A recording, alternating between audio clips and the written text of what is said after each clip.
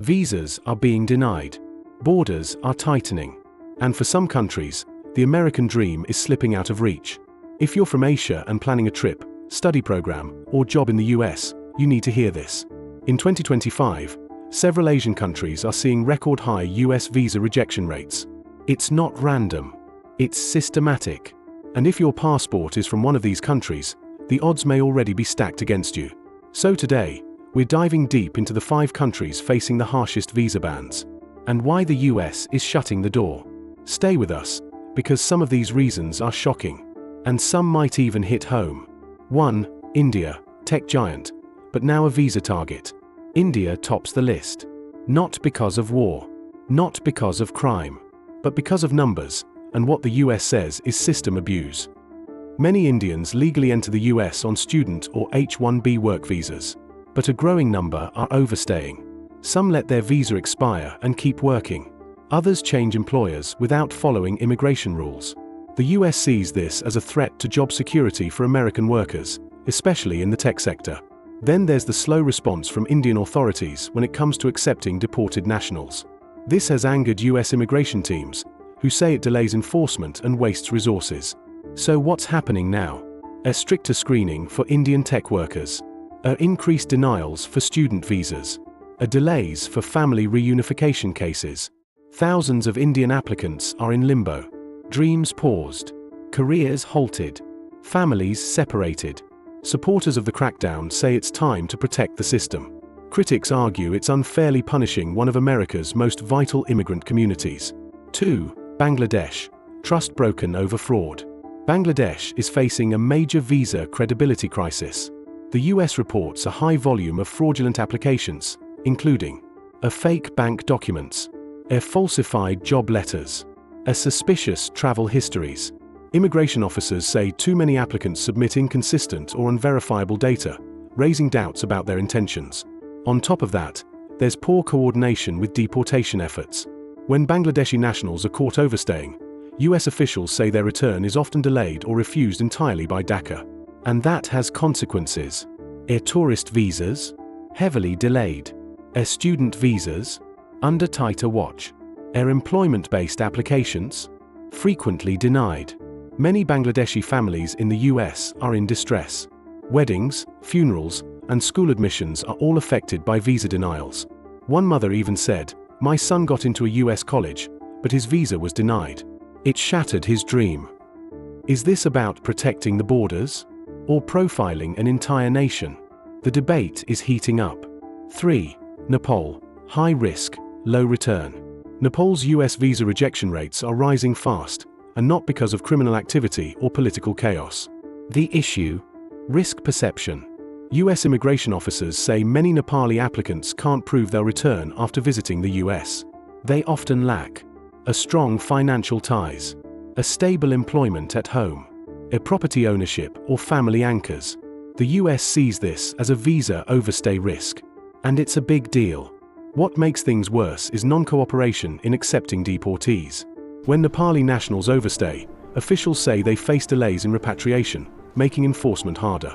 Trump's team has responded with visa freezes for some categories, increased rejection rates for students and tourists, extra scrutiny of documents, even for family visits. Young Nepali students, once hopeful about a US education, are now turning to other countries like Canada or Australia. The big question: should people be denied opportunity because their country lacks a return record? Or is this simply how immigration risk management works in 2025? 4. Myanmar, refugees, risk, and red tape. Myanmar's place on this list is heartbreaking. Not because of fraud, but because of crisis. Since the 2021 military coup, Myanmar has been in political turmoil.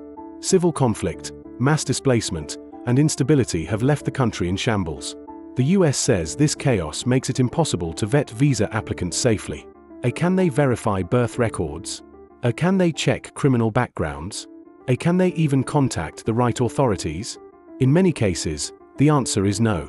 So the US has started rejecting a broad range of applications, from refugees, family reunification cases, students, and even humanitarian visitors.